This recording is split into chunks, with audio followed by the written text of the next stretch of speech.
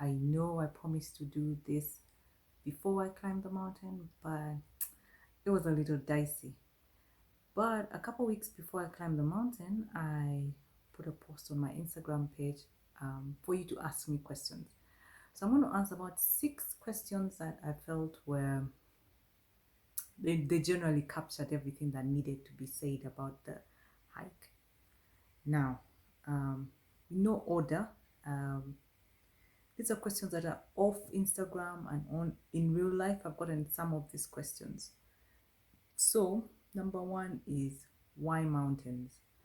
Now, I have generally always wanted to climb a mountain. So, I remember being 21 and saying, hey, I would love to climb Renzori someday. And I do have a bucket list. And in that bucket list, there were 3 mountains, and I have climbed 2 so far. So it's just something that I've always wanted to do.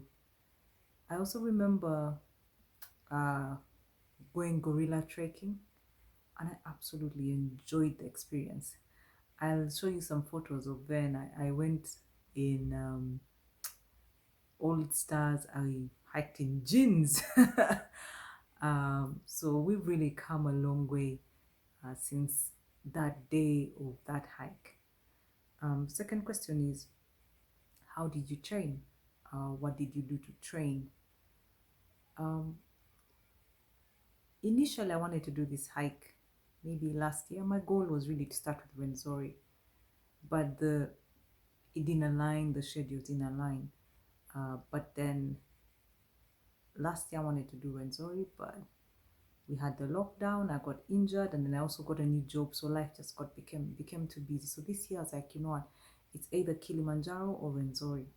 So I started by my first hike in Bukwa, which was a relatively small mountain called Mount Rio. Then that was in at the end of January.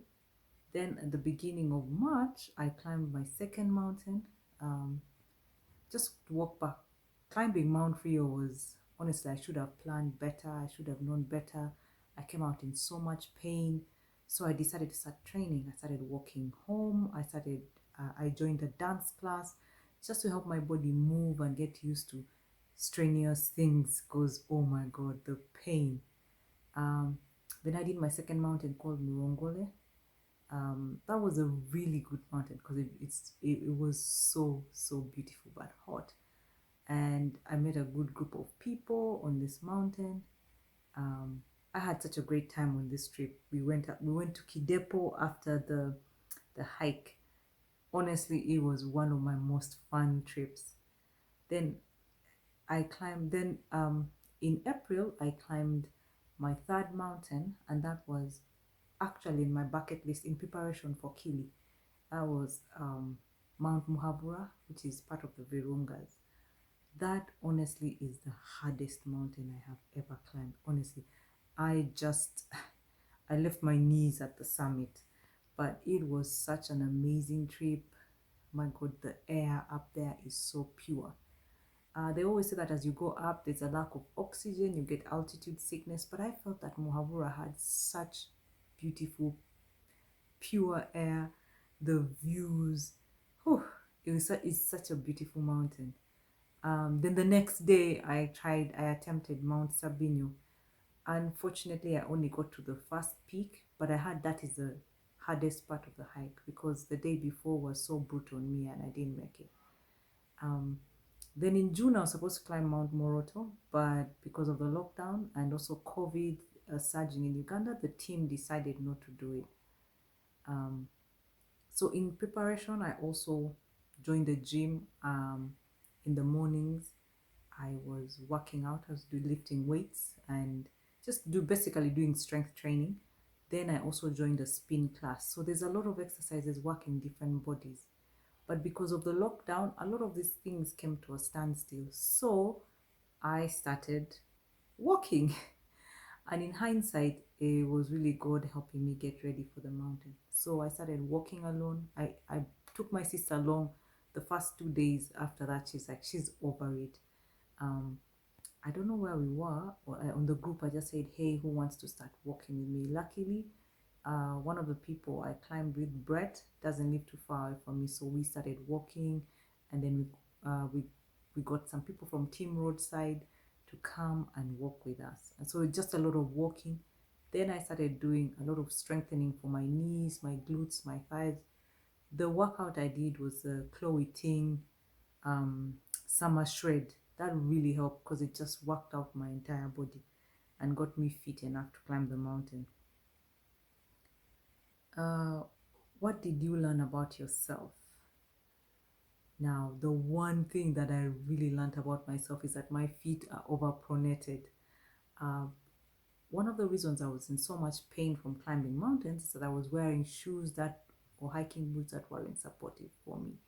So one day on our hikes, Brett looks at my feet and he's like, "Oh my God, your feet are overpronated." So then I go back and research, and then I buy shoes, and I have zero pain coming off Kilimanjaro. I was so happy. My knees are fine, my hips are fine. Ugh, I'm very happy with that. So it means I can start running again. Another thing I learned about myself is that I am resilient. When I set goals, I will achieve them, and I will achieve them within my what I think is my capacity or slightly above my capacity. I will not try to do what other people are doing. I'll just focus on what I can do in front of me and what I have control over. Um, and also that I'm such it. I already knew it, but I'm a serial planner, and it comes in very handy.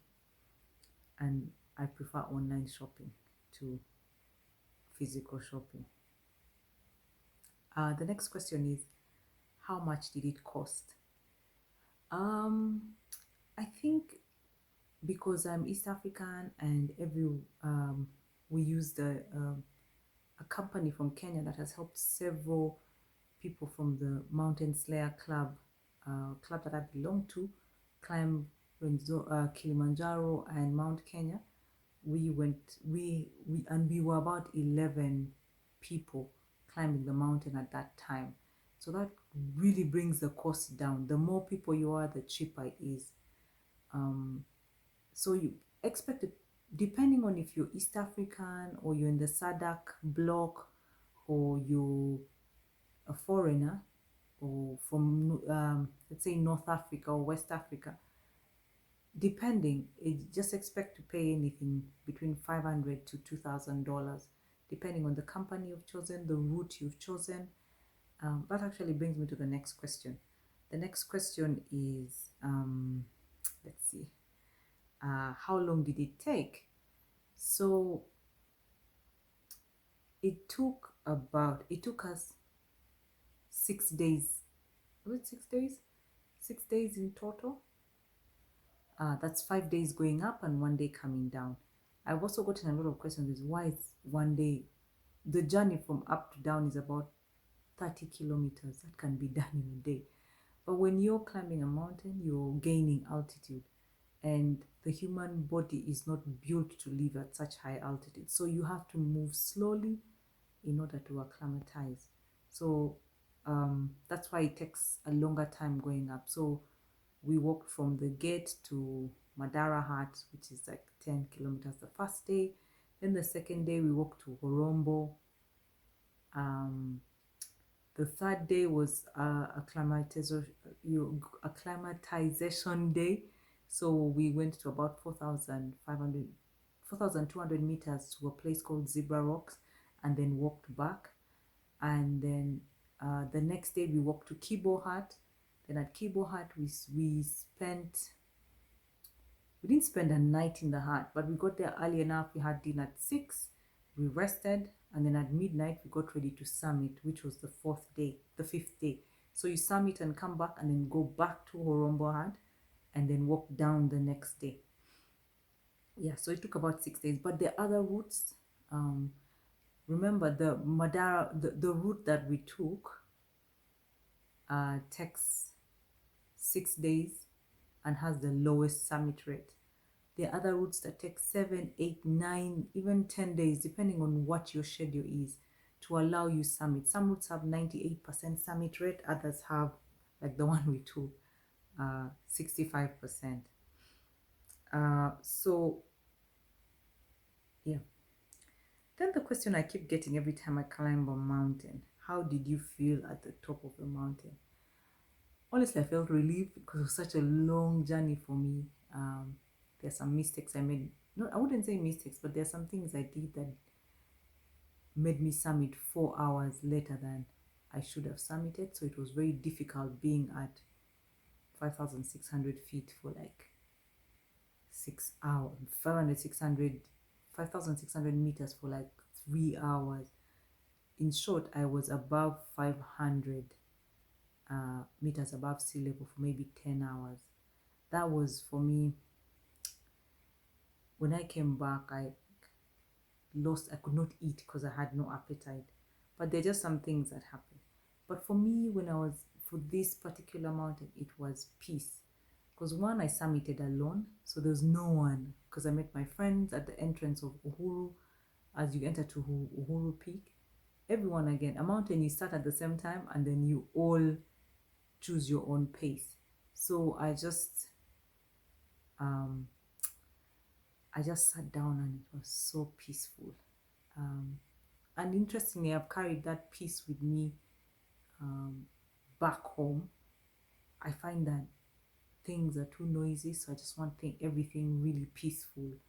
When I work, when I sleep, when I'm thinking, I just want to be in that peaceful state. In terms of cost, the most expensive thing really will be gear.